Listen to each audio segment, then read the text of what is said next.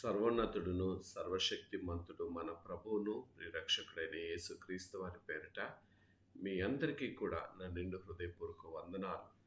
దేవుని యొక్క మహా గొప్ప కృపా భాగ్యతను బట్టి మరొకసారి మనం ఈ విధంగా కలుసుకోవడానికి దేవుడు తన కృపా భాగ్యతను చూపించున్నాడు. మనం గొప్పవారమని కాదు, యోగ్యులమని కాదు, కానీ కేవలం ఆయనకు ఉచితమైన కృపలో మనల్ని అందరినీ కూడా సజీవ లెక్కల్లో జ్ఞాపకం చేసుకొని ఈ యొక్క పరిశుద్ధ దినంన దేవుని యొక్క సన్నిధానంలో కొంతసేపు దేవుని యొక్క వాక్యాన్ని ధ్యానం చేయటానికి దేవుడు తన కృపా భాగ్యతను మన జీవితంలో అనుగ్రహించి ఉన్నారు. యోగ్యత లేని వారమైన మనల్ని దేవుడు తన యోగ్యతను అనుగ్రహించి, అర్హత లేని వారమైన మనకి ఆయన అర్హతను కలుగచేసి దేవుని యొక్క వాక్యాన్ని వినేటువంటి బాధ్యతను ఇచ్చి ఉన్నారు. మనం గొప్పవారమని కాదు, యోగ్యులమని కాదు, అర్హత కలిగిన వారమని కాదు, కానీ కేవలం ఆయనకు ఉచితమైన కృపలో మనల్ని సజీవ లెక్కలో జ్ఞాపకం చేసుకున్నాడు. ఆయన నామాన్ని ఎంత మహింపరిచినా, ఆయన నామాన్ని మనం ఎంత గణపరిచినా మనం రుణస్థులమే. ఎందుకంటే శాశ్వతమైన ప్రేమతో ఆయన మనల్ని ప్రేమిస్తూ ఉన్నాడు. ఆయన ప్రేమిస్తున్నాడు కాబట్టి నిర్మాణకుడైనటువంటి తండ్రి తన యొక్క సేవకుల ద్వారా, తన భక్తుల ద్వారా, తన ప్రవక్తల ద్వారా అనేకమైన వాక్కులు తెలియచేసినప్పటికీ మానవుడు అది గ్రహించలేదు. అయితే తన ప్రియ కుమారుడైన యేసుక్రీస్తు వారిని ఈ లోకానికి పంపించి ఉన్నాడు. అయినప్పటికీ కూడా మానవుడు అది గ్రహించలేకోకుండా దేవుణ్ణి దూషిస్తానే ఉన్నాడు, దేవుణ్ణి అవమానపరుస్తానే ఉన్నారు, దేవుణ్ణి గాయపరుస్తానే ఉన్నాము. కాబట్టి దేవుడి ఈ యొక్క దినంన నీతో నాతో మాట్లాడుతున్నటువంటి మాటల్ని కొద్దిసేపు ధ్యానం చేసుకుందాం. ధ్యానం చేసుకునే ముందుగా కొన్ని 2-3 విషయాలు చెప్పి నేను దేవుని వాక్యంలోకి వెళ్తాం. ఈ యొక్క గడిచిన కాలం అంతా కూడా అనేకమైన ఈ యొక్క జనవరి మాసంలోనే అనేకమైన మరణములను మనం చూసి ఉన్నాం.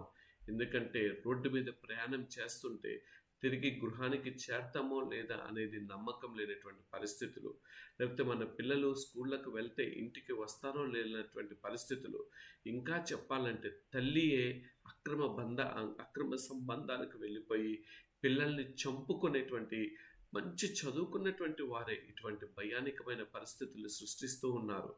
ఎక్కడ ఉన్నది మనకు ఆశ్రయము, ఎక్కడ ఉన్నది మనకు క్షేమము, ఎక్కడ ఉన్నది మనకు భద్రత అనంటే నేనంటాను మన ప్రభువైన యేసుక్రీస్తు వారి ద్వారా మాత్రమే తప్ప ఇంకా ఏ విధంగా కూడా మనకు భద్రత లేదు, క్షేమం లేదు, కాపుదల లేదు.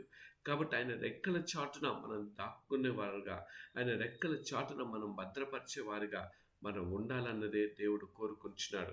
మనము ఈ లోకంలో ఎంతకాలం జీవిస్తామో మనకైతే తెలియదు, కానీ ఆయన ఆయుష్ను అనుగ్రహించిన కొలది ఆయన మహిమ కొరకు నమ్మకత్వంగా జీవించినప్పుడు దేవుడు మన జీవితంలో ఆయన మంచి క్షేమంగా మనల్ని నడిపిస్తాడు. మన క్షేమంగా ఉండటమే కాదు, కానీ అనేక మందికి కూడా మన మార్గదర్శి ఉండటానికి దేవుడు తన కృపా బాధ్యతను చూపిస్తుంటాడు. అయితే మనం చేయవలసింది ఏమిటి అంటే దేవుని యొక్క వాక్యాన్ని మనం విని వాక్యానుసారమైన జీవితం మనం జీవించినప్పుడు దేవుడు మన జీవితంలో తన కార్యములను చేస్తాడు. ఆయన కార్యములు చేస్తున్న కొలది మనం ఆయన కొరకు నమ్మకంగా జీవించాలి. ఆయన మనల్ని క్షేమంగా ఉంచుతున్న కొలది మనం ఆయన కొరకు తాపత్రయ పడేవారిగా ఉండాలి. మనల్ని ఆయన భద్రపరుస్తున్నప్పుడు మనం ఆయన కౌగిటిలోకి చేర్చబడేవారిగా ఉండాలి. అప్పుడు మన జీవితంలో ఆయన ఉంటారు, మనకి క్షేమాన్ని అనుగ్రహిస్తారు, మనకి కృపా కాపుదలనిస్తాడు, మనల్ని ముందుకు నడిపిస్తాడు. ఆయన పిలుచుకునేంత వరకు కూడా మనల్ని భద్రపరుస్తుంటాడు. అటువంటి భద్రపరచాలన్న ఉద్దేశంతోనే దేవుడు నిన్ను నన్ను నడిపిస్తున్నాడు. ఈ దినంన దేవుని యొక్క వాక్యాన్ని కొద్దిసేపు మనం ధ్యానం చేసుకుందాం. దేవుని వాక్యాన్ని వినేటప్పుడు దయచేసి ఎటువంటి ఆటంకములు లేకుండా శ్రద్ధ కలిగి దేవుని వాక్యాన్ని వినటానికి ప్రయత్నం చేయమని కోరుకుంటున్నాను. మనం అంటాము సామాన్యంగా ఏదైనా సరే ఒక పని చేయటానికి ముందుగా మానవుడిగా కోరుకునేదంటే నీవు నాకు ఏమి చేస్తావు అనే ఒక స్వార్థాన్ని మానవుడు కోరుకుంటాడు. అదేవిధంగా యేసుక్రీస్తు ప్రభుల వారు మన కొరకు ఏమి చేసి ఉన్నారు. నువ్వు అంటుంటావు, నేను యేసు ప్రభు వారి కొరకు ఇదిగో అది ఇచ్చాను, ఇది ఇచ్చాను, అది చేశాను, ఇది చేశాను అని అంటున్నావు. కానీ నువ్వు చేసింది అది తాత్కాలికమే. నువ్వు చేసి 10 మందికి చెప్పుకుంటావు. కానీ యేసుక్రీస్తు ప్రభువారు తనలో తాను మానవుడి కొరకు ఆయన బలి అవ్వటానికి ఆయన ఇష్టపడి ఉన్నాడు. ఆయన ఇష్టపడ్డాడు కాబట్టే ఈ లోకానికి తన తండ్రి చెప్పినప్పుడు ఆయన ఏమాత్రం కూడా వెనుకడుగు వేయకోకుండా ఈ లోకంలోకి పంపబడి మానవ శరీర రీతిగా ఈ లోకంలోకి ఆయన వచ్చి ఆయన మహిమ కలిగిన కార్యములను ఈ లోకంలో చేస్తున్నారు. అయితే ఈ దినము నా యొక్క అంశము ఏమిటనంటే, what Jesus done for us, మనకి దేవుడు యేసుక్రీస్తు ప్రభుల వారు ఏమి చేసి ఉన్నారు అనే విషయం అనేది ఈ దినం జ్ఞాపకం చేసుకుందాం. యేసుక్రీస్తు ప్రభుల వారు మన కొరకు ఏమి చేశారన్నది అర్థం చేసుకోవడం, మరియు అర్థం చేసుకోవటం మాత్రమే కాదు కానీ దాన్ని అంగీకరించిన దాన్ని మనము తిరిగి ప్రారంభిస్తే దేవుడు చేసిన దానికి మనము ఫలాన్ని ఇచ్చిన వారం అవుతూ ఉంటాము.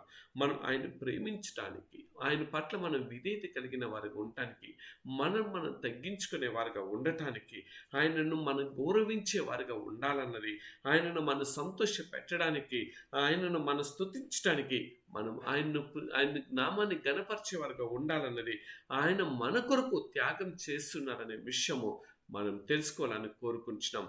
త్యాగం అనేది చాలా విలువైనది. యేసుక్రీస్తు ప్రభు వారు చేసినటువంటి త్యాగాన్ని మించినటువంటి త్యాగము ఈ భూమండలం మీద ఎక్కడ కూడా లేదు. అటువంటి ఉన్నతమైన త్యాగము యేసుక్రీస్తు ప్రభుల వారు నీ కొరకు నా కొరకు చేస్తున్నారు. అయితే ఆయన మొదటిగా చేసినటువంటి త్యాగం గురించి ఆలోచన చేసినట్లయితే 2 కొరింథీయులకు రాసినటువంటి పత్రిక 8వ అధ్యాయము 9వ వచనాన్ని మనం గమనించినట్లయితే ఆ మాటలు ఈ విధంగా రాయబడి ఉన్నాయి. 2 కొరింథీయులు రాసిన పత్రిక 8వ అధ్యాయము 9వ వచనము, మీరు మన ప్రభువైన యేసుక్రీస్తు కృపను ఎరుగుదురా, ఆయన ధనవంతుడై ఉండి మీరు తన దారిద్ర్యం వల్ల ధనవంతులు కావాలని మీ నిమిత్తము దరిద్రుడాయను. ఈ మాట ద్వారా మనం తెలుసుకోవాల్సింది ఏంటంటే, నీ కొరకు నా కొరకు యేసుక్రీస్తు ప్రభుల వారు పేదవాడయ్యాడు. మనము పేదవారిగా ఉన్నాము అని మనం అనుకుంటున్నాం, కానీ మనము కలిగి ఉన్నటువంటి స్థితిగతులు ఈ దినం అనుభవిస్తున్నామంటే యేసుక్రీస్తు ప్రభుల వారు చేసినటువంటి త్యాగమే, యేసుక్రీస్తు ప్రభుల వారు మన కొరకు చేసినటువంటి ఆ గొప్ప కార్యమే. ఆయన ఎలా అయిపోయాడు తెలుసండి, ఆయన ధనవంతుడు అయి ఉండి కూడా ఆయన ఉన్నతమైన సింహాసనం సైతం విడిచిపెట్టి నీ కొరకు నా కొరకు ఒక రిక్తునిగా, ఒక దరిద్రునిగా, ఒక పేదవాడిగా మనల్ని ధనవంతులు చేయటం కొరకు ఆయన పేదవాడు అయిపోయినట్లుగా మనకి కనిపిస్తుంది. అయితే ఆయన నీకు నాకు ఇస్తున్న కంఫర్ట్ జోన్ కూడా ఉంటుంది కదా. ఆ కంఫర్ట్ జోన్ ఏమిటో కూడా మనం చూద్దాము. ఇదే 2 కొరింథీయులు రాసిన పత్రిక 9వ అధ్యాయము 8వ వచనం ఉంటుంది చూడండి.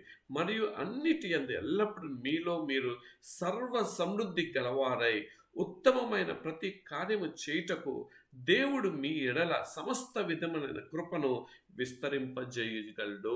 ఆయన ఎందుకు పేదవాడై తెలుసండి, నువ్వు సమృద్ధిగా ఉండాలని, మనము సమృద్ధిగా ఉండాలని ఆయన ఇష్టపడి ఆయన దీనుడు అయిపోయి ఉన్నాడండి. ఆయన పేదవాడు అయిపోయి ఉన్నాడండి. ఆయన ఒక దరిద్రుడిగా అయిపోయి ఉన్నాడు.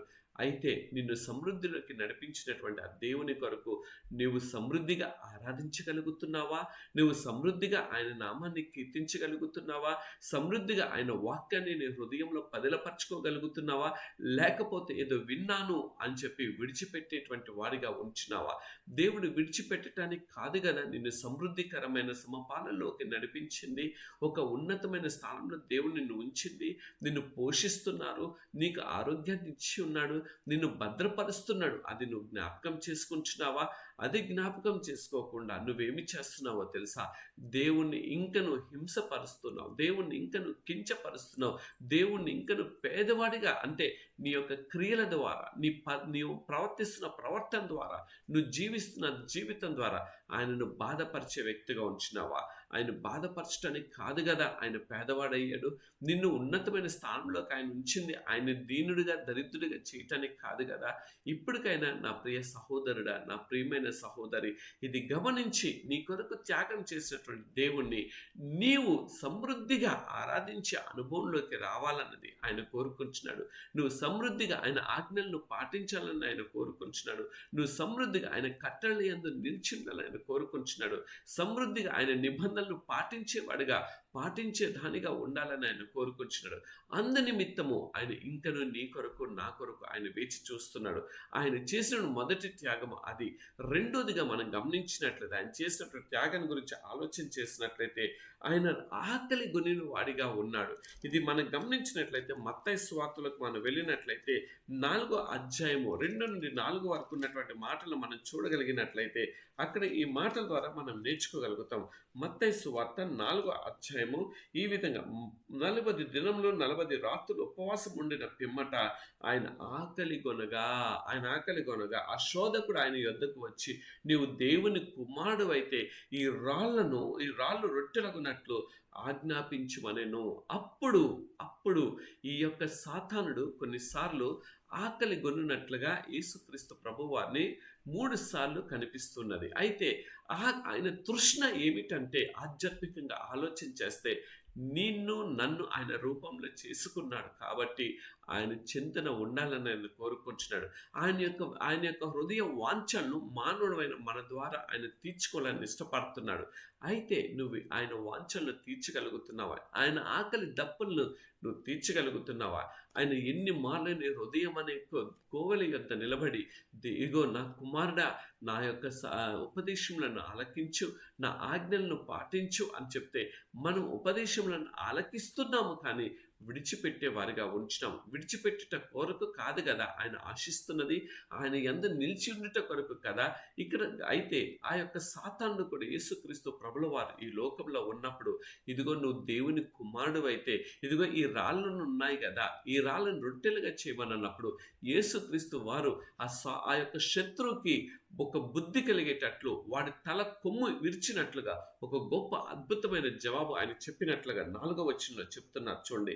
అందుకైన మనుషుడు రొట్టె వల్ల మాత్రం కాదు కానీ దేవుని నోట నుండి, ఇది చాలా విలువైనది, దేవుని నోట నుండి వచ్చు ప్రతి మాట యందు జీవించును అని వ్రాయబడి ఉన్నదన్ను. అంటే దేవుని మాట జీవము కలిగింది, దేవుని మాట ఆకలి దప్పులు తీర్చగలిగేది, దేవుని మాట నిన్ను తేజస్సులోకి నడిపించేది, దేవుని మాట నిన్ను ఆయనతో బంధాన్ని ఏర్పరిచేది. ఆయన బంధంతో నువ్వు ముడివేయబడాలని ఆయన కోరుకుంటున్నాడు. ఆయన బంధం చేత నువ్వు నింపబడాలని ఆయన కోరుకుంటున్నాడు. ఆయన సహవాసాన్ని విడిచిపోకుండా ఆ సహవాసం యందు నువ్వు ముందుకు కొనసాగాలని ఆయన కోరుకుంటున్నాడు. కానీ మానవులైన మన ఆకలి ఎప్పుడు కూడా శరీర వాంఛలను తీర్చుకుంట కొరకే, శరీర యొక్క కోరికలను మనం నెరవేర్చుకుంట కొరకే, మనం దాని కొరకు మనం తాపత్రయపడతాం. కానీ నా కొరకు ఆకలి కొన్నటువంటి దేవుని యొక్క ఆశలు నేను నెరవేర్చాలి కదా అనే యొక్క ఆలోచన మానవులమైన మనకి అది రాలేకపోతున్నది. కాబట్టి మనం నేర్చుకోవాల్సింది ఏమిటంటే, నీ కొరకు నా కొరకు ఆయన ఆకలి కొని ఈ యొక్క దినం అడుగుతున్నాడు.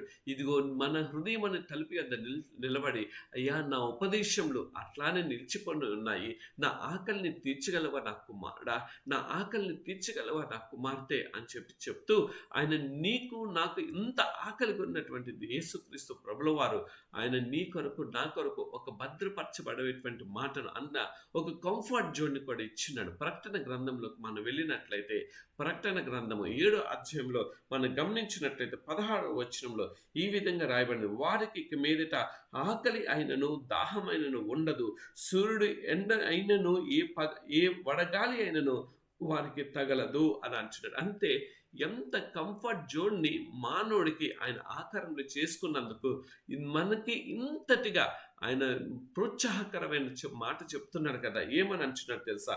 ఇక మీదట అనగా ఈ దినము మొదలుకొని ఒకవేళ ఆత్మీయమైన దాహార్తి దేవుడు నీ పట్ల ఆయన తీర్చాలని ఇష్టపడుతున్నాడు. నువ్వు ఎక్కడ చూసినప్పుడు సెల్ ఫోన్లో మనం చూస్తే దేవుని యొక్క వాక్యం అనేక మంది దైవదాసులు అందిస్తున్నారు. లేకపోతే నువ్వు నడుస్తున్నప్పుడు నీ యొక్క చెవులో ఏదో ఒక విధంగా దేవుని యొక్క వాక్యాన్ని దేవుడు అందిస్తున్నాడు. నువ్వు మాట్లాడుతున్నప్పుడు కూడా నీకు ఏదో ఒక దినం చదవబడినటువంటి దేవుని యొక్క వాక్యం నీకు జ్ఞాపకం వస్తుంది. అంటే దేవుడు ఎంతగా నీకు ఆయన యొక్క ఆకలిని ఆ విధంగా తీర్చుకోవాలని నీ ద్వారా అనుకుంటున్నాడని నువ్వు గ్రహిస్తున్నావా? అందుకని అంటున్నాడు, ఆయన సమృద్ధికరమైన ఆకలిని ఆయన ఆకలి పొందినప్పటికీ, ఆకలి కలిగిన వాడిగా ఉన్నప్పటికీ నీ యొక్క ఆకలిని మాత్రమే కాదు కానీ నీ దాహార్తిని కూడా ఆయన తీర్చివేవాడు. ఆయన తీర్చి నిన్ను సమృద్ధిలోకి నడిపించగలిగేటువంటి దేవుడుగా ఈ యొక్క దినం నీతో నాతో మాట్లాడుతున్నాడు. అయితే మనము ఆయన ఆకలిని తీర్చగలిగే వారిగా ఉంటున్నామా? లేకపోతే ఇంకను కూడా ఆయన నన్ను ఆకలి కొనేవారిగానే మన జీవితం ఉన్నదా అనేది మనం జ్ఞాపకం చేసుకోవాలని దేవుడు కోరుకుంటున్నాడు. మూడోదిగా మనం చూచినట్లయితే ఆయన ఒంటరి అయిపోయి ఉన్నాడండి. నీకైతే నాకైతే ఒక తోడునిచ్చున్నాడు. కానీ మనము ఆయన్ని ఒంటరిగా చేస్తున్నాం. ఏ విధంగా ఒంటరిగా చేస్తున్నాం అనేది మనం గమనించినట్లయితే యోహాను సువార్త 6వ అధ్యాయము 66వ వచనము 67వ వచనంలో మనం చూడగలిగితే అక్కడ కనిపిస్తుంటుంది. చూద్దాం రండి. ఆయన అప్పటి నుండి ఆయన శిష్యుల అనేకులు వెనుక తీసి మరి ఎన్నడూ ఆయన్ను వెంబడించలేదు. కాబట్టి యేసు మీరు కూడా వెళ్ళిపోవాలని ఉన్నారా అని 12 మందిని అడగగా అనే మాట అక్కడ కనిపిస్తుంది. అంటే ఇంతకాలము నేను యేసుక్రీస్తు ప్రభుల వారిని నేను కలిగి ఉన్నాను. యేసుక్రీస్తు ప్రభువారితో వారి శిష్యులు అనేక మంది నడిచి ఉన్నారు. యేసుక్రీస్తు ప్రభులు వారు చేసినటువంటి ఘనమైన కార్యములను వారు చూచున్నారు. ఆశ్చర్యమైన కార్యములను చూచున్నారు. అద్భుతమైన కార్యములను చూచున్నారు. కానీ సమయం వచ్చినప్పుడు యేసుక్రీస్తు వారిని ఒంటరిగా చేసి ఉన్నారు.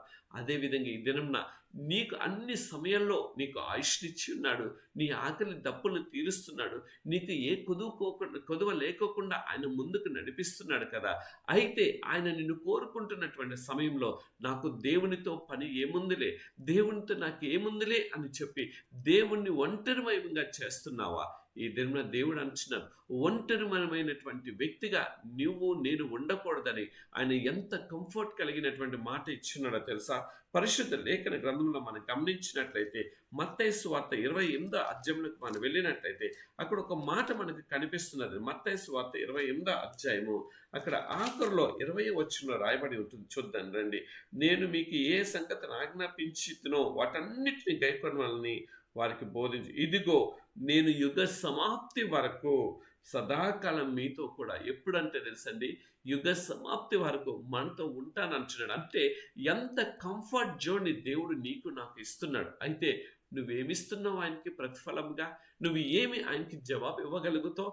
దేవా, మీ ఒంటరిమయమే అనగా నేను మిమ్మల్ని ఆశ్రయించాల్సింది బదులుగా మిమ్మల్ని ఒంటరిని చేసి, ఇదిగో నేను లోకమనే మనుషుల వైపు, లోకమనే పరిస్థితుల వైపు, లోకమనే వాటి వైపు నేను ముందుకు వెళ్ళిపోయాను. కానీ ఇదిగో తండ్రి, నేనైతే అన్నిటిని అనుభవిస్తున్నాను, 10 మందితో కలిసి నేను పంచుకుంటున్నాను.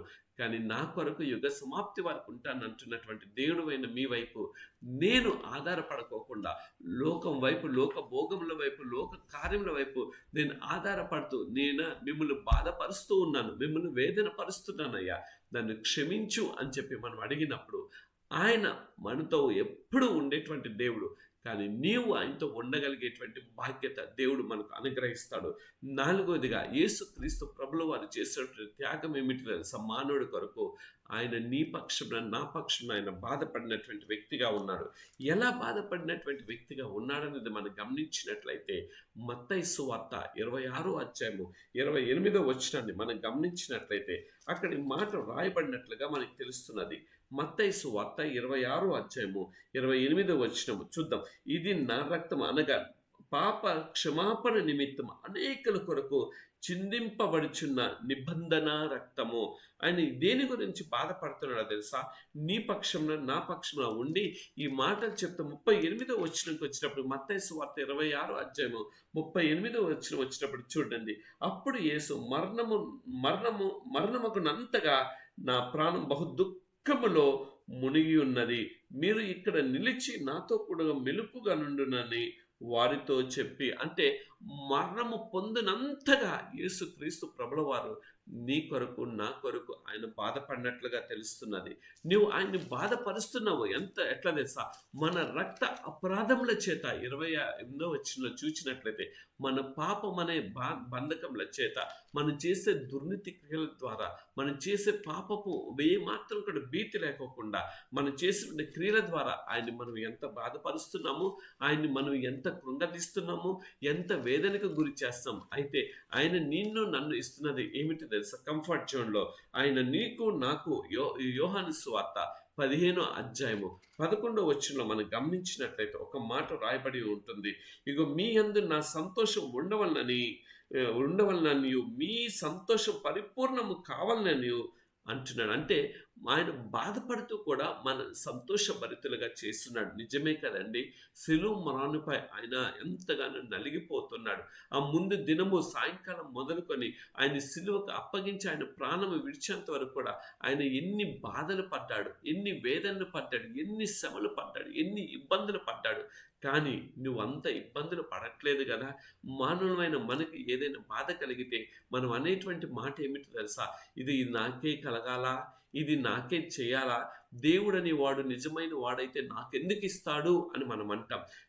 దేవుని యొక్క వాక్యం అంటుంది, ఇదిగో మీకు ఇచ్చేటువంటి తాత్కాలికమైన వాటిని నువ్వు తట్టుకోలేకపోతే మీ కొరకు నేను ఆఖరి రక్తపు బొట్టు వరకు నేను నా ప్రాణాన్ని చిందించి ఉన్నాను కదా. నేను ఎక్కడైనా నోరు తెరిచి ఉన్నానా? గొర్రె గనుక కసాయి వాడి ముందు ఏ విధంగా అయితే మౌనంగా ఉన్నదో నేను అదే మౌనంగా ఉన్నాను కదా అని అంటున్నప్పుడు మనం ఏమి జవాబు చెప్పగలుగుతాం? మనం ఆయన బాధపరిచేవారుగా ఉంటున్నామా, లేకపోతే ఆయన కృంగదీసేవారుగా ఉంటున్నామా? వద్దు వద్దు, మనల్ని సంతోషపరచట కొరకు ఆయన బాధపడినప్పటికీ మనము ఆయన్ని సంతోషపరచాలి. ఆ కంఫర్ట్ జోన్ని మనం తీసుకొని, దేవా ఇదిగో నాయనా, నేను మిమ్మల్ని ఇప్పటి వరకు బాధపరుచున్నాను, మిమ్మల్ని ఇప్పటి వరకు దుఃఖపరుచున్నాను ప్రభా, ఇక మీదట దుఃఖపరచడానికి నాకు ఇష్టం లేదు, మిమ్మల్ని సంతోషపెట్టాలనుకుంటున్నాను. ఎలా తెలుసా? నా నా నా యొక్క అపరాధముల చేత, నా పాపముల చేత నేను చచ్చిపోయాను ప్రభా. తిరిగి నాయన మీలో నేను పునర్జీవాన్ని పొందుకోవాలి. మీలో నేను నన్ను నేను సరి చేసుకొని పరివర్తన చెంది మిమ్మల్ని సంతోషపెట్టే వాడిగా ఉండాలని, మీ యొక్క ఆలోచనలు నా పట్ల ఏదైతే ఉన్నాయో, మీ యొక్క ప్రణాళికలు ఏదైతే నా పట్ల చేయించుకోవాలని ఇష్టపడుతున్నారో, ఆ ప్రణాళికలు నేను మీ పట్ల చేయాలని ఇష్టపడుతున్నాను అని అన్నప్పుడు మనము దేవుణ్ణి సంతోషపెట్టే వారం అవుతాము. తర్వాత అంశాన్ని మనం గమనించినట్లయితే, మన కొరకు యేసుక్రీస్తు ప్రభుల వారు ఆయన బాధపరచబడినట్లుగా తెలుస్తున్నది, ఆయన దుఃఖపడబడినట్లుగా తెలుస్తున్నది, ఆయన ఎంతగా శోధించబడ్డారో తెలుసండి. మత్తయి సువార్త 4వ అధ్యాయం మొదటి మాట మనం చూచినప్పుడైతే అక్కడ చాలా ఆ మాట మనకి కనిపిస్తున్నది. అప్పుడు యేసు అపవాది చేత శోధింపబట్టకు ఆత్మ వలన అరణ్యంను పోబడిన ఆయన శోధింపబడ్డాడండి. ఎవరి నిమిత్తం తెలుసా? నీ కొరకు, నా కొరకు, శత్రువు అనే వాడి చేత ఆయన శోధింపబడినట్లుగా తెలుస్తున్నది. ఆయన శోధింపబడినప్పటికీ కూడా ఆయన ఏమి చేసినట్టు తెలుసా? ఏ మాత్రం కూడా వెనుకడు వేయకోకుండా ఆ శోధనలో నుండి మనకు భద్రతను కలగ చేయటానికి, ఆ శోధనలో నుండి మనకి ఒక మంచి ఆదరణ కలిగించాలని ఇష్టపడుతున్నాడు. ఆయన మనం శోధించే వారిగా ఉన్నామా? ఎంతసేపు కూడా మన ప్రార్థన, నాకు అది దయచేయి నాయనా, ఇది దయచేయి నాయనా, అది ఇవ్వండి నాయనా, నా బిడ్డలను అది చేసే నాయనా, నాకు భర్తను అది చేసాయ్యా, మేము ఈ పని చేస్తున్నామయ్యా, ఈ పనిలో మాకు ఇది కావాలి ప్రభా, అది కావాలి ప్రభా అని చెప్పి మనం దేవుణ్ణి శోధించే వారిగా ఉన్నామా? ఆయన శోధన చెందినప్పటికీ కూడా నీ పక్షంలో, నా పక్షంలో ఒక జై జీవితాన్ని అనుగ్రహించాలని ఇష్టపడుతున్నాడు. ఆయన గొప్ప అద్భుతమైన కార్యములను మన పట్ల చేయాలని ఇష్టపడుతున్నాడు. ఇటువంటి గొప్ప కంఫర్ట్ దేవుడు నీకు నాకు ఇవ్వాలని ఇష్టపడుతున్నాడు తెలుసా? హెబ్రీలకు రాసిన పత్రికలకు మనం వెళ్ళినట్లయితే అక్కడ ఒక మాట మనకు కనిపిస్తుంది. హెబ్రీలకు రాసిన పత్రిక 2వ అధ్యాయము 18వ వచనాన్ని మనం గమనించినట్లయితే అక్కడ కనిపిస్తున్న ఆఖరి వచనం, తాను శోధింపబడి శ్రమ పొందిన గనుక శోధింపబడి వారికి సహాయం చేయగలవాడే. ఆయన పేరేంటో తెలుసండి? ఎబినేజరు అని ఉన్నది కదండి. ఆయన ఒక ఎబినేజర్ అనగా ఒక సహాయకుడుగా నీ జీవితంలో, నా జీవితంలో ఉండాలని ఇష్టపడుతున్నాడు. ఒకవేళ శోధనల చేత నువ్వు బాధింపబడితే నువ్వు వెంటనే ఎబినేజర్ని పిలిచినట్లయితే ఆ ఎబినేజరే వచ్చి నీతో ఉండాలని ఇష్టపడుతున్నాడు. ఆయన నీ పట్ల సహాయం చేయాలని ఇష్టపడుతున్నాడు. ఆయన నీ పట్ల కార్యం చేయాలని ఇష్టపడుతున్నాడు. ఆయన నీకు సహాయత దయచేయటమే కాదు కానీ నీకు ఒక కంఫర్ట్ జోన్ని ఆయన ఏర్పాటు చేయడాన్ని ఇష్టపడుతున్నాడు. అయితే నువ్వు ఎంతవరకు ఆయన్ని కంఫర్ట్ జోన్ ఇవ్వటానికి, నీకు కలగ చేయటానికి నువ్వు అనుమతిస్తున్నావు? ఈ దినంలో మనం జ్ఞాపకం చేసుకుందాం. నువ్వు ఎప్పుడు కూడా నీ యొక్క స్వార్థాన్ని నువ్వు కోరుకుంటాం మానవుల్ని, కానీ ఆయన యొక్క ఆశలను నెరవేర్చాలని ఎప్పుడు కోరుకోం. ఆయన ఆశలు నెరవేర్చట కొరకు కొంత శ్రమ వస్తే, ఇదిగో దేవుణ్ణి నమ్ముకున్నాను కాబట్టి నాకు శోధనలు వచ్చినాయి, దేవుణ్ణి నేను నమ్ముకున్నాను కాబట్టి నాకు ఇటువంటి బాధలు కలుగుతున్నాయి, ఇప్పటి వరకు నా జీవితంలో ఇటువంటి శ్రమలు లేవు, ఇబ్బందులు లేవు, నా జీవితం అంతా కూడా సంతోషభరితంగా వెళ్ళిపోయింది అని దేవుని మీద నువ్వు అపరాధము వేసే వ్యక్తిగా ఉన్నావా? ఆయన మీద ఒక నింద మోపేటువంటి వ్యక్తిగా ఉన్నావా? వద్దు నా ప్రియ సహోదరు, సహోదరుడా, నా ప్రియమైన సహోదరి, దేవుడు ఆయన శోధింపబడినప్పటికీ కూడా ఆయన నీ పట్ల ఒక ఎబెనేజర్‌గా ఉండాలని ఇష్టపడుతున్నాడు. ఆయన ఒక గొప్ప సహాయకుడిగా ఉండి నీ యొక్క అణగారినటువంటి పరిస్థితుల్లో, నీ వేదనకరమైన పరిస్థితుల్లో ఆయన నిన్ను ప్రోత్సాహపరిచి ఆయన సహాయకుడిగా ఉండి నిన్ను లేవనెత్తి ఆయన మహిమ కొరకు ఉంచుకోవాలని, ఆయన మహిమ కొరకు నిన్ను నడిపించుకోవాలని ఆయన ఇష్టపడుతున్నాడు. ఆ యొక్క సహాయతను పొందుకోవాలని ఆయన కోరుకుంటున్నప్పుడు నీవు ఆయన కొరకు నువ్వు వేచి చూచే వ్యక్తిగా ఉన్నావా? ఇంకొక మాటలను మనం చూద్దాం. ఆయన ఒంటరిగా మాత్రమే కాదు గాని, ఆయన శోధింపబట్ట మాత్రమే కాదు గాని, ఆయన విడవబడిన వాడిగా కూడా ఉన్నాడు.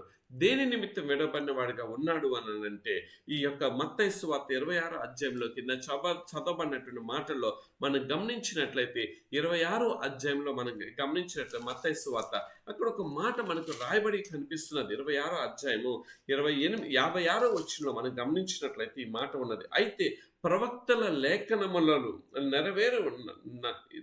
నెరవేరినట్లు ఇదంతయు జరిగెను. అప్పుడు శిష్యులందరూ ఆయనను విడిచి ఏం చేయబడ్డారు తెలుసా అండి? విడిచటం మాత్రమే కాదంటండి, పారిపోయారంటండి. ఎంత బాధాకరమైన సన్నివేశం అండి. అప్పటి వరకు ఉన్నప్పుడు ఒక మనిషికి తోడున్నప్పుడు సంతోషం ఉంటుంది. ఆ మనిషి విడిచిపెట్టి వెళ్ళిపోయినప్పుడు ఆ మనుషులు ఇద్దరు బాధపడుతున్న విధానం ఎట్లా ఉంటుంది?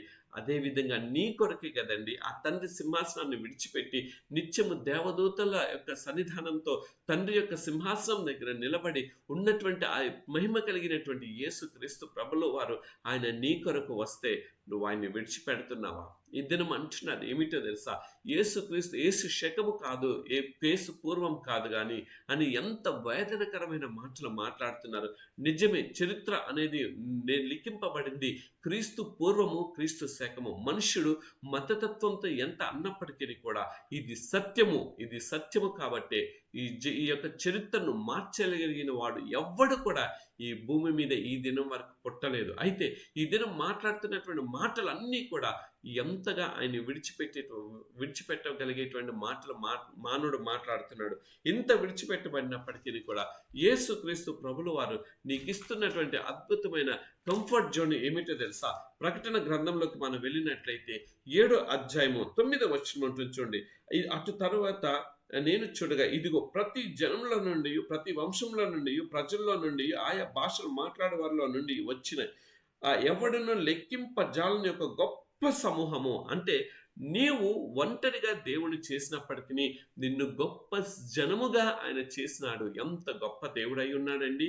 ఎంత గొప్ప ప్రోత్సాహకరమైన మాటలు ఈ దినమున దేవుడు నీకు నాకు తెలియచేస్తున్నాడు. నిన్ను ఒక గొప్ప జన సమూహంగా ఆయన నిర్మించుకోవాలని ఇష్టపడుతున్నాడు. ఆయన నువ్వు పిలిస్తే ఏ మనిషి కూడా రాడు. కానీ దేవుడు నీ పట్ల ఆయన ప్రణాళిక ఉన్నది కాబట్టి నీతో కొంతమంది స్నేహితులు సహవాసం చేయగలుగుతున్నారు. అయితే ఈ స్నేహ బంధంలో నీవు మంచి మార్గంలోకి నడిపించేటువంటి స్నేహితులతో నడుస్తున్నావా? చెడు మార్గంలోకి వెళ్ళిపోయి పర్లేదు ఈ తాత్కాలికమైన జీవితంలో చాలా అద్భుతమైన మాటలు, రమ్యత కలిగినటువంటి లోకానుసారమైన మాటలు నీ స్నేహితులు అంటారు. Let us enjoy the life. మనకు ఉండేటువంటి కొంతకాలంలో ఎంత ఎంజాయ్ చేస్తా అంత ఈ ఎంజాయ్ వలన వచ్చేది ఏంటో తెలుసా? నీ జీవితంలో జబ్బు అనేది వస్తుంది. ఆ జబ్బు నిన్ను మరణానికి తీసుకొని వెళ్తుంది. ఈ దినంలో ఈ యొక్క లోకంలో ప్రేమ అనేది పోయింది. There is no love, there is only the lust. అంటే అది ఆకర్షణ మాత్రమే ఉన్నది.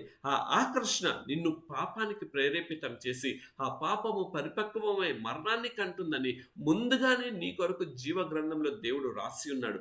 అయితే నువ్వు ఏ లస్ట్ని అంటే ఈ యొక్క ఇచ్చను కలిగిన వాడిగా ఉన్నావు. అది ఒక శరీర బంధాలతో కూడుకున్నది మాత్రమే కాదు, ఒక లైంగిక బంధాన్ని కలిగినది మాత్రమే కాదు, కానీ ఆస్తి అనే ఒక లస్ట్ నీలో ఉన్నదా? లేకపోతే ఇతరులను దోచుకునేటువంటి లస్ట్ ఉన్నదా? ఇతరులను హింస పెట్టేటువంటి అనేటువంటి ఆ యొక్క ఇచ్చ నీలో ఉన్నదా?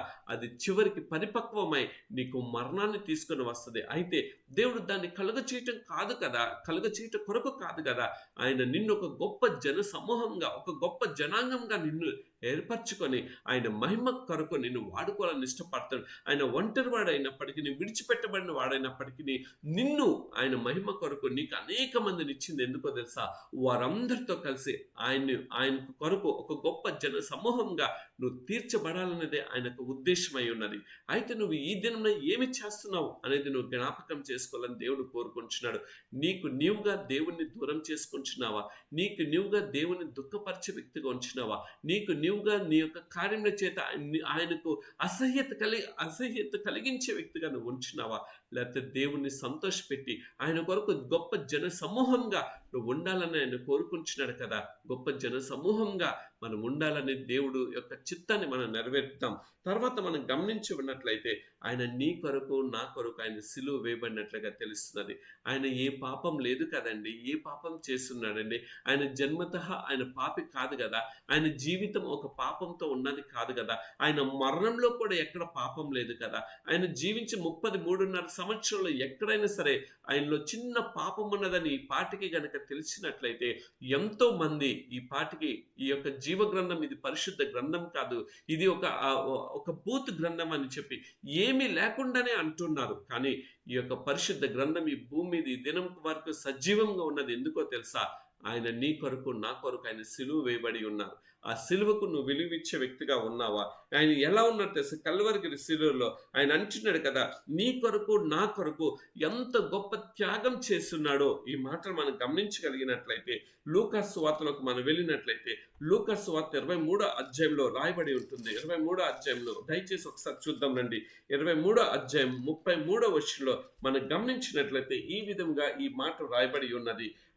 వారు కపాలం ఉన్న స్థలంలోకి వచ్చినప్పుడు అక్కడ కుడివైపున ఒకని ఎడం వైపున ఒకని ఆ నేరస్తులను ఆయనతో కలిసి సిలువ వేసి, అంటే మానవుడు తండ్రి పంపించినటువంటి ఆ దైవ కుమారుని సిలువేయగలిగే యోగ్యత ఎక్కడి నుండి వచ్చిందో తెలుసా?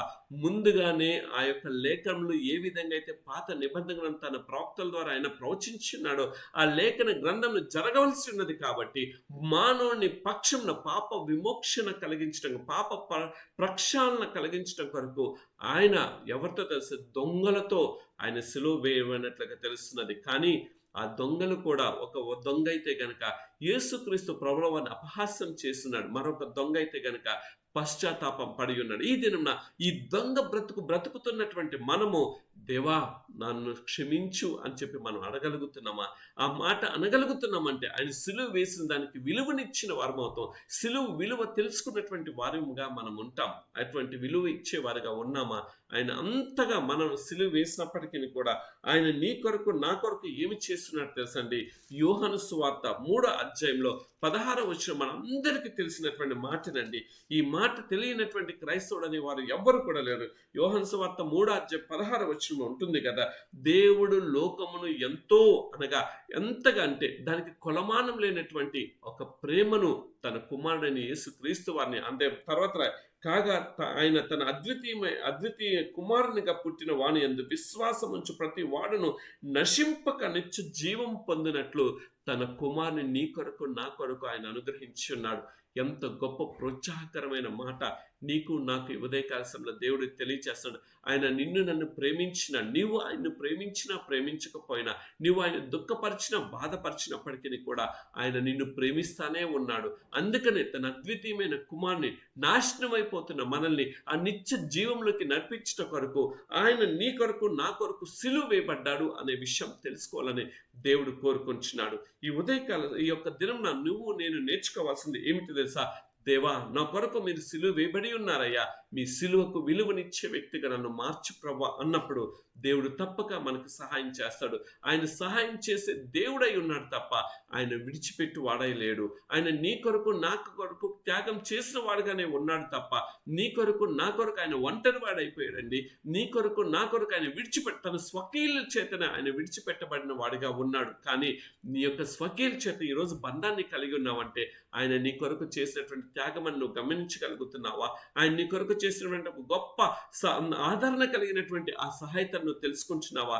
లేకపోతే దేవునికి ఇంకా నువ్వు దూరస్తుడిగా జీవించి దేవుని దుఃఖపరుస్తూ, దేవుని వేదన పరుస్తూ, దేవుడు నాకేమి చేస్తున్నాడని చెప్పి దేవుని మీద అభాండాలు వేసే వ్యక్తిగా నువ్వు ఉన్నావా? ఈ దినము నా ప్రియ సహోదరుడా, నా ప్రియమైన సహోదరి, ఆ దేవుని మీద అభాండాలు వేసే వారిగా మనం ఉండకోకుండా దేవుణ్ణి సంతోషపరిచే వారిగా, దేవుణ్ణి ఆనందింప చేసే వ్యక్తిగా నీవు నేను ఉండాలని ఆయన ఇష్టపడుతున్నాడు కదా. ఆయన ఇష్టతలోకి మనం వెళ్ళిపోదామా? లేకపోతే ఇంకను కూడా దేవునికి దూరంగా జీవిద్దామా? ఈ మాటల ద్వారా నువ్వు ప్రోత్సహించబడ్డవని నేను దేవుని స్తుతిస్తూ ఆరాధిస్తూ దేవుడి మాటలు మన వెనుకల్లో దీవించునుగాక. ఆమేన్. రండి ఇంకా కొద్ది ముందుకు వెళ్ళినట్లయితే మనం చూడగలుగుతాం దేవుడు మనిషికి ఎలా అయిపోయాడో తెలుసండి. సేవ చేయటానికి వచ్చినట్లుగా తెలుస్తుంది. ఆయన నీ కొరకు నా కొరకు ఒక సేవకుడిగా, ఒక దీనుడిగా ఈ లోకానికి పంపబడినట్లుగా, యేసు తానుగా పేరు తెచ్చుకోకుండా సేవకుని రూపాన్ని ధరించి ఆయన మనుష్యుల పారంపర్యతను ఆయన పొందటానికి ఆయన ఎంతగానో ఇష్టపడి ఉన్నాడండి.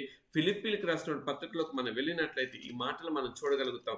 ఫిలిప్పీలకు రాసిన పత్రిక 2వ అధ్యాయము 7వ వచనం చూచినట్లయితే, మనుష్యుల పోలికగా పుట్టి దాసుని స్వరూపమును ధరించుకొని తన్ను తానుగా రిక్తునిగా, ఆయన దేవుడైనప్పటికీ కూడా దాసుని రూపాన్ని ధరించుకున్నాడంటే, ఎంత ఉన్నతమైన స్థానం కలిగినటువంటి దేవుడు నీ కొరకు ఎంత అధమ స్థితిలోకి ఆయన వచ్చి ఉన్నాడో తెలుసండి. అంత రిక్తునిగా వచ్చినటువంటి దేవునికి నువ్వు ఇచ్చేటువంటి బహుమానం ఏంటి? ఆయనను నువ్వు ఇంకను కూడా సేవకుడుగానే, ఆయన 2 కర్రలు అనే మాటలతోనే ఆయన బాధించే వ్యక్తిగా ఉన్నావా? ఆ 2 బ్రతుకులు ఉన్నటువంటి మానవుడు, ఒక నీతిని, ఒక అనీతిని, లేకపోతే ఒక దూషణను, ఒక మంచితనాన్ని కోరుకునేటువంటి, లేకపోతే ఒక అనీతికరమైన మార్గము, ఒక నీతికరమైన మార్గంని ఆయన కలుగ చేయట కొరకు ఆయన శిలువ మ్రానుపై నీ కొరకు ఆయన రక్తాన్ని చిందించినాడు. నీ అడ్డమైన బ్రతుకుని నిలువుగా మార్చట కొరకు ఆయన రక్తాన్ని నీ కొరకు నా కొరకు చిందించినాడు అనే విషయం తెలిసినదా? ఈ భూలోకంలో పుట్టిన వాడు ఎవ్వరు కూడా ఇటువంటి త్యాగం చేయలేదు కదండి. ప్యాషన్ ఆఫ్ క్రైస్ట్ ఆ యొక్క సినిమాని తీసినటువంటి వ్యక్తి ఆయన అన్నది, నేను ఏదో ఇందులో ఏమున్నదిలే అని చెప్పి ఈ యొక్క చేసిన తర్వాత దాని గురించి ఏదో ఒక విధమైన అది విమర్శ అవని, లేకపోతే ఒక మంచి మాట అని నేను చెప్పాలని అనుకున్నాను. కానీ ఆ యొక్క సినిమా తీస్తున్నప్పుడు, ఆ యొక్క సినిమా తీస్తున్న సమయం ఆ సిలువ మ్రాను మీద వచ్చే సన్నివేశం వచ్చేటప్పటికి మెల్ గిబ్సన్ అక్కడ ఆయనకి ఎంతో జ్వరంతో బాధపడుతున్నాడంటండి. జ్వరంతో బాధపడుతూ ఆ యొక్క టచ్అప్స్ అవన్నీ కూడా మేకప్ అదంతా వేసుకొని ఆ రక్తం చిందింపబడిన సన్నివేశం తీసేటప్పుడు ఆయన ఆలోచన వచ్చిందంట, ఇంత త్యాగం నా కొరకు దేవుడు చేస్తున్నాడా? నేను ఏదో ఒక రూపకం ద్వారా నేను పొందుపరుస్తున్నాను, కానీ ఇంత అద్భుతమైన త్యాగము యేసుక్రీస్తు ప్రభుల వారు చేసి ఉన్నారని చెప్పి యేసుక్రీస్తు ప్రభుల వారిని తెలుసుకున్నాడు. అయితే ఈ దినం ఆయన నీ కొరకు చేసినటువంటి త్యాగాన్ని ఈ లోకానికి నువ్వు చాటించే వ్యక్తిగా ఉన్నావా? లేకపోతే ఇంకను కూడా దేవునికి ఇంకా సిలువ వేసేవాడిగా నీ మాటల ద్వారా, నీ క్రియల ద్వారా, నీ తలంపుల ద్వారా ఇంకను దేవునికి సిలువ వేసే వ్యక్తిగా ఉన్నావా? ఈ దినం నన్ను తెలుసుకోవాల్సింది ఏమిటో తెలుసా? దేవుడు నీ కొడుకు ఒక సేవకుడిగా ఈ లోకానికి వచ్చినాడు. ఆయన సేవకుడిగా వచ్చి ఏమి చేస్తున్నాడో తెలుసా? నీ కొరకు ఆయన చేసినటువంటి గొప్ప ప్రోత్సాహకరమైన మాట ఏంటో తెలుసా? యోహాను సువార్త 1వ యోహాను పత్రిక చూచినట్లయితే అక్కడ 1వ అధ్యాయంలో మనం గమనించినట్లయితే 3:1 రాయబడి ఉంది చూడండి. మనము దేవుని పిల్లలమని పిలువబడినట్లు తండ్రి మనకెట్టి ప్రేమ అనుగ్రహించిన చూడుడి, మనము దేవుని పిల్లలమే. ఈ హేతువు చేత లోకము మనలను ఎరుగదు, ఎలయనగా అది ఆయనను ఎరగలేదు. ఆయన అంత సేవ చేస్తే నువ్వు ఆయన్ని ఎరిగినటువంటి వ్యక్తిగా ఉన్నావా? లోకుల గురించి విడిచిపెట్టండి. క్రైస్తవ బిడ్డమైన నీవు దేవుణ్ణి ఎరిగిన వాడిగా ఉన్నావా? లేకపోతే ఇంకను కూడా దేవునికి దూరస్తులుగా జీవిస్తున్నావా? ఈ దిన నేను తెలుసుకోవాల్సింది ఏమిటి తెలుసా? నా కొరకే దేవుడు ఒక రిక్తునిగా, ఒక సేవకుడుగా, ఒక దీనుడుగా, ఒక దరిద్రుడుగా ఈ భూలోకానికి వచ్చి ఉన్నాడు. అయితే నేను చేసేటువంటి ఏమిటి ఆయనకి ఇచ్చేటువంటిది ఏమిటి తెలుసా? నేను ఆయన పిల్లలుగా మారిపోవాలి. అదే ఆయన కోరుకుంటున్నాడు. దేవుడు అటువంటి మహా గొప్ప కృపా భాగ్యత మనందరికీ దయచేయునుగాక. ఆమేన్. రండి ప్రార్థన చేసుకుని మనం ముందు కొనసాగిపోదాం. పరిశుద్ధుడా, సర్వోన్నతుడా, సర్వశక్తిమంతుడా, మా గొప్ప ప్రియ పరలోకపు తండ్రి, ఈ యొక్క 2024 సంవత్సరం జనవరి మాసము 3వ పరిశుద్ధ దినంన మేము ఈ విధంగా మీ యొక్క వాక్యాన్ని పంచుకోవటానికి మీరు మాకు ఇచ్చినటువంటి మహా గొప్ప కృపా భాగ్యతకై వందనాలు తండ్రి. అయ్యా, ఈ వాక్యము మా కొరకే మీరు ఇచ్చున్నారు. మీ ప్రియకుమారుడైన యేసు క్రీస్తు వారిని ఈ లోకానికి పంపించి నాయన మీరు ఏ విధంగా మా కొరకు ఆయన త్యాగాలు చేస్తున్నారో అనేకమైన త్యాగాలు కొద్దిసేపు ధ్యానం చేసుకోవటానికి మీ కృప చూపించినారు. మీరు త్యాగం చేస్తూ మమ్మల్ని ఒక కంఫర్ట్ జోన్, ఒక భద్రత వలయంలోకి మమ్మల్ని నాయన ప్రోత్సహించారు. ఆ ప్రోత్సాహకరమైన మాటలు కూడా మీరు మాకు తెలియజేస్తున్నారు. తండ్రి, మీ అందు మేము నిలిచి ఉండినట్లుగా తండ్రి, మీ యొక్క ఆజ్ఞలను పాటించేవారు, మీ ఉపదేశములను ఆలకించి వాటి యందు నిలకడగా నిలిచి ఉండినట్లుగా కొనసాగి విశ్వాసమునకు కర్తయు దాన్ని కొనసాగించేవాడిని ఆయన యేసు వైపు చూచుచు మా పరుగు పందెమును ముందుకు కొనసాగించగలిగే కృపా బాధ్యత దాయిచ్యమని తండ్రి, మీ బిడ్డలు ఎంత శ్రద్ధతో అయితే ఈ మాటలు విని ఉన్నారో వారందరి జీవితంలో మీ కార్యములను జరిగించమని తండ్రి, నిక్తుడను అభాగ్యుడను ఎన్నిక లేని వాడిని నన్ను తండ్రి మీ యొక్క ఆత్మ చేత నన్ను అభిషేకించి తండ్రి మొదట నన్ను నేను సరిచేసుకోవటానికి మరొక అవకాశాన్ని ఇచ్చినందుకు మీకు కృతజ్ఞతలు అర్పిస్తూ అంతవరకు నమ్మకమైన సాక్షిగా మేము జీవించగలిగే బాధ్యత దాయిచ్యమని మీ కృప కలిగిన హస్తాలకు మమ్మల్ని అందరినీ కూడా అప్పగించుకుంటూ యేసుక్రీస్తు వారి పేరు ప్రార్థన అడిగి వేడుకొంచున్నాను తండ్రి, ఆమేన్. తండ్రి దయ, కుమారుని ప్రేమ, పరిశుద్ధాత్మ అన్యోన్య సహవాసం మనందరికీ తోడయుండి ఆయన చేసిన త్యాగముల కొరకు ఆయన కొరకు నమ్మకంగా జీవిస్తూ ఆయన సంతోషపెట్టేవారుగా దేవుడు మనల్ని సిద్ధపరచునుగాక. Amen, amen, amen. మంచిది నా ప్రియ సహోదరుడా, నా ప్రియమైన సహోదరి. దేవుని యొక్క రాకడ ఆలస్యమైతే మరొక నూతన అంశంతో మీతో నేను కలుసుకుంటాను. అప్పటి వరకు దేవుని యొక్క కృపా కాపుదల మనందరికీ తోడయండి. ఆయన రాకడ కొరకు సిద్ధపడినట్లుగా మనం అందరము దేవుని వాక్కుల చేత ప్రోత్సహింపబడినట్లుగా దేవుడు మనల్ని నడిపించునుగాక. ఆమేన్. మీ కొరకు మా అనుదిన ప్రార్థనలు జ్ఞాపకం చేసుకుంటున్నాం. మా కొరకు మా పరిచర్ల గురించి మీ అనుదిన ప్రార్థనలు జ్ఞాపకం చేసుకోమని మీ ప్రార్థన సహాయ సహకారాలు కోరుకుంటున్న మీ యొక్క ఆత్మీయ సహోదరుడు Kalapala Sanjay. Thank you very much. God bless you all. Shalom.